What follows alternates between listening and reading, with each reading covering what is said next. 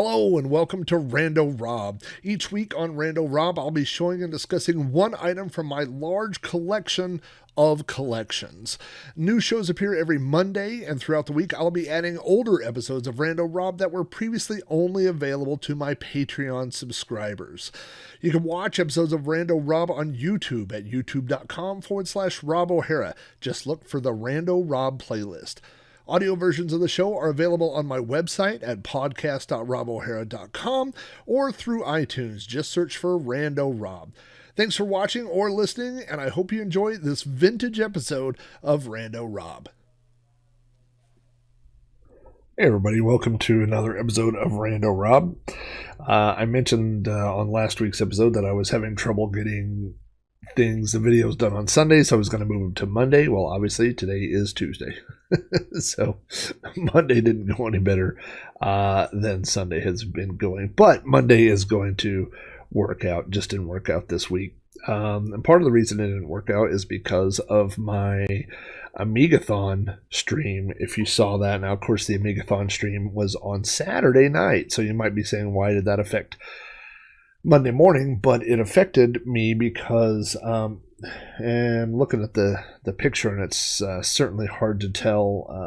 You can't really see from your vantage point right there, but my entire studio is still torn apart. So I normally have a table here that's at a 90-degree angle that has my work computer monitors and things like that, but I had to take all that off, move that table to a 45-degree angle, and that's where Jeff and I were sitting while we were streaming. So the camera was facing kind of this way in the back corner. So that part all worked out. It worked much better for having two people here, but I haven't put everything back together yet. In fact, right before I started this video, I had to take my webcam off of that table and move it back over to here. So I had to shift things around here just a little bit, and it kind of looks like I'm slightly tilted. I don't know. It's sitting flush on the monitor. Maybe the monitor's tilted. The monitor's crooked. That's a little better. Anyway, so, I would rather, when I was messing around with audio production for a while, I had a second computer for audio stuff because I didn't want to mess up my main computer. I didn't want things I did on my main computer to mess up that. So it's easier for me to have two separate computers for projects, I hate getting stuff set up and tearing it all down and re-putting it back up the way, trying to figure out the way that it was, which is exactly what I had to do for this stream. I had to move my camera, I had to move my, I had a second microphone, so that part made it easier, but I had to move my Mister. I had to move all my streaming stuff. So still putting everything back together. Hopefully I'll have some free time today where I can finish doing that. So as I've been moving stuff around, of course, I'm going through piles of stuff on my desk. Things stack up on my desk after a while. And so this morning, I just went through McDonald's. McDonald's has changed their cups. It says, "We can do this. Protect yourself and the people." Oh, it's a vaccination. It says, "Go get vaccinated" from McDonald's. That's interesting. I noticed it was a different color, but I hadn't actually looked at why. Anyway, it is I, the easily distracted one.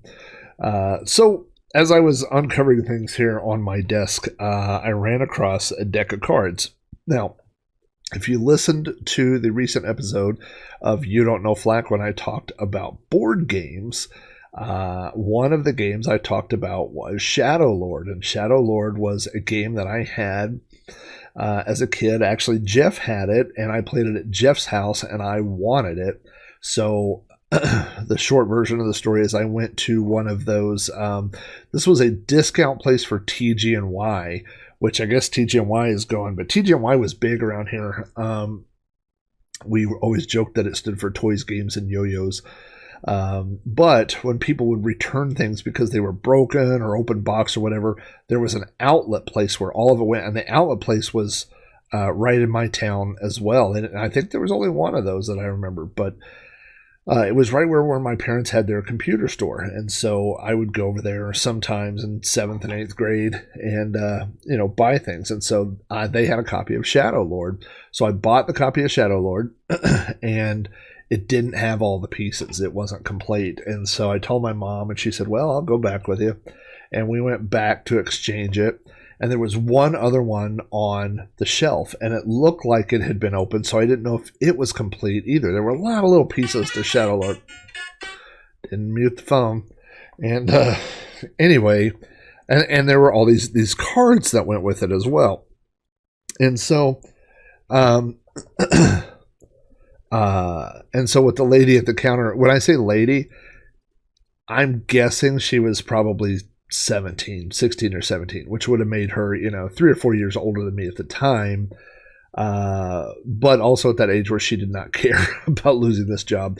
She just opened the second box, and I had the first one there, and dumped all the contents of the second one into the first one. So then I ended up with like 1.5 games, and she goes, "There you go." So anyway, I had long lost my copy of Shadow Lord, didn't know where it went, but I was getting super nostalgic about it, and it wasn't necessarily the game. I didn't want to play the game, but I wanted to see the playing cards that came with it. And so I went on eBay, and I ordered an entire set of Shadow Lord playing cards, and they arrived. I have them right here, and not long after they arrived, I mentioned it to my dad, and he said, "Oh, yeah, your copy of Shadow Lord's in the closet of your old bedroom. I'll bring it over." And he did. So now I have my old original Shadow Lord. Now, Shadow Lord is kind of like, what's that game? Settlers of Catan. It's similar to that. It's much simpler to play. To me, it's a cross between that and Risk. And basically, you move around and you acquire planets. But the way that you control planets is that you leave different types of people. So you draw cards during the game, and you get different types of characters. Now, all the characters on these cards are different, but it really doesn't matter what the character is. It only matters what the value is. So, so there are 4 different values. There's 0s, 3s, 6s, and 8s. The 8s are the masters.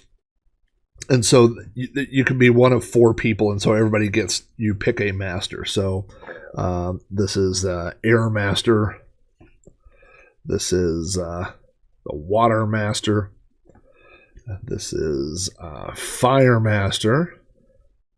And finally, this is Earth Master. Now, like I said, they don't have any different skills one to another. It's just because they have the number 8, they are one of the masters. It's like, literally, it's like the 8 of clubs versus the 8 of diamonds versus whatever. They're all 8s, okay? But next were, as I sort through these, the fighters. And so if you had a fighter on a planet, you could attack other planets. And I hadn't really, when I started this, I didn't really have a plan. I hadn't planned on going through and showing all of them, but might as well. So I'm trying to see. Yeah, there's a copyright on there, but this is Parker Brothers. But anyway, so these are the fighters that you could draw.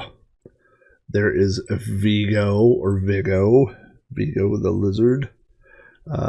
This is Bernhard. I always liked him. He looks like a little ferret or rat or something. This is Kyr. Again, none of these had any special powers over the other one. They could have all just been a number 6. It's like all the different color 6s in Uno, right? There's Arandi, and I'll bet someone enjoyed painting that one. There's Sten, the warrior. This is, I'm not looking at him. There's Holger. I never liked this guy. He kind of looks like a hippy-dippy kind of, doesn't look like a fighter to me. He looks like a mystic kind of guy. There's Axel, which we used to joke looked like Axl Rose when Guns N' Roses came out. And this is another one. There's Astrid. So those are the fighters. So if you drew a fighter card, you could use that to put on one of your ships and move around and attack other planets. But next, you also had merchants, and merchants were the guys that could buy and sell things.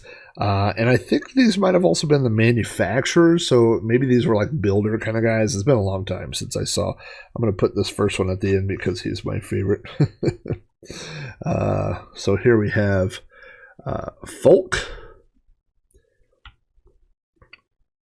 We have Elaine.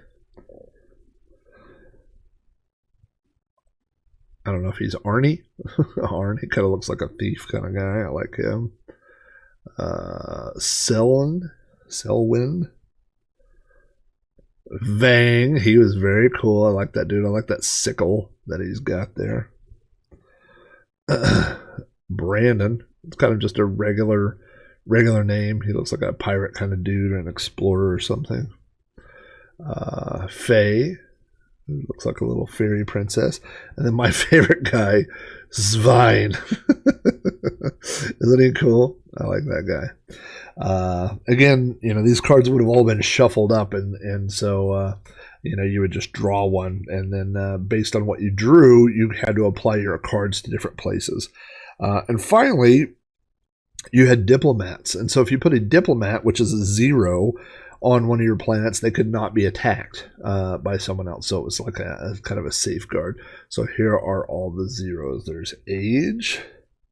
Maybe he's Osh. I don't know how to say these. Hola. ¿Cómo estás? There's the Erling. That's another kind of guy. He's like, oh, what is this? What is the meaning of stars? These are all pretty boring. Deems. Again, they're diplomats, so you would just put them. I like this guy. I like all the little anamorphic ones. Boars. This is one of my favorite ones. There's Guy. Little hamster guy. There is Sigurd. He looks like a magician. He's like, now I will pull a rabbit out of this vest. And then Elfrida, who's a elf. So, again, I do have the board game now. It's out of my garage. But what I want to do, and this is one of those million projects, right, is I want to take these, and there's 28 cards. Unfortunately, there's not 7 of each one. Like, there's 4 of the Masters. I think there's 8. Yeah, there's 8 of the other 3. So that won't line up as, each one there'll be an extra guy. I don't know. It doesn't work out. I guess you could do 8, 8, 8, 24 and put a master in each corner or something like that. But yeah, what I'd like to do is put these on some sort of mounting, like a poster board or a mounting board kind of thing, and maybe frame them up or something and put it, because the artwork on them, they always reminded me of those fantasy artists, that would draw the little different pictures of, I had a friend that collected them as trading cards. They're like the D&D style. I can't think of any of the artist names off the top of my head, but I saw that Age guy. I didn't really notice his cool beard. He was that was predates the current beard trends. But anyway. Yeah, I think I'd like to put these up display somehow and hang them on the wall and just be able to look at them. I'm working on a project where I'm painting some skateboards, and maybe I could take one of these guys as an inspiration and paint it on a skateboard. I don't know that anybody would get the reference, though, which is kind of what I like to do is, paint pop culture kind of stuff. So, I don't know. But anyway, these cards have no practical use at all. I don't use them to play the game. I don't use them for anything. I ordered them probably 3 or 4 years ago, and they have been moving around the room ever since. This is one of those things.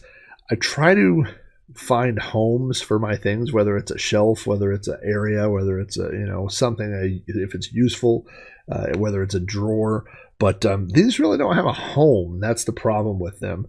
I don't have a spot for cards to board games that I like that I don't play the board games. It's not really a category around here. So they were overstacked by the mister when I did all that. I moved them. Now they're over here by my mouse, and I don't know where they're going to go next. They're kind of floaters. So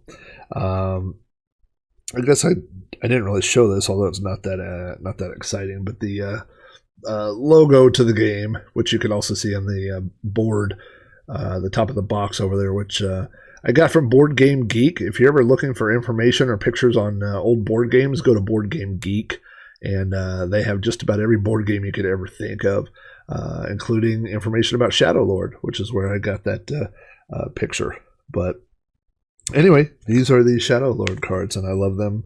And it's funny that I showed these one time to Jeff after I got them, and he said, "I vaguely remember it." And that is one part of Jeff and I are very alike in a lot of things. If you watch the stream, you know that we have the same sense of humor, that we like to play the same kinds of games and stuff like that. And we're both now work in IT, and we both had the same computers. And so there's so many things that we do share in common.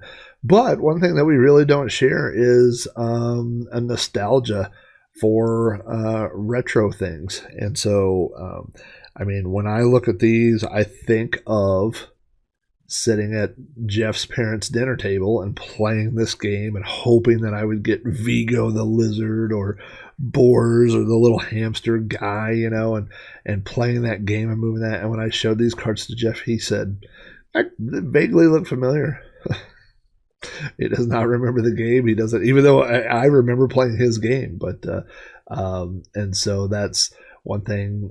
But because we're such good friends, he definitely listens to my stories about nostalgia and things like that. But thank you guys for all your support. Thank you for those of you that tuned in, were able to tune in and watch me on the Amigathon last Saturday. I knew it was going to be a hard sell to get many donations because when you go on after people have been donating for 12 hours, they're kind of tapped out. But I saw a lot of you guys on the stream, and I saw a lot of you guys donating. It's very generous. And again, the Children's Miracle Network Hospital is they're the real deal. You know what I mean? It's not like some weird shady thing you're donating to. They actually are doing good stuff for kids, and it's a thing that I believe in. And I was glad that the Amigos not just asked me, but allowed me to piggyback on their stream. And I was glad that we had a few bucks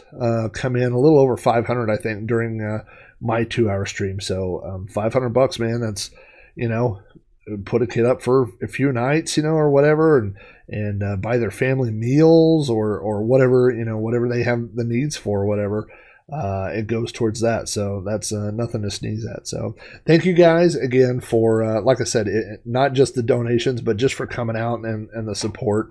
I appreciate that. And I know the Amigos do too. So I will be seeing you guys later this week. Ciao.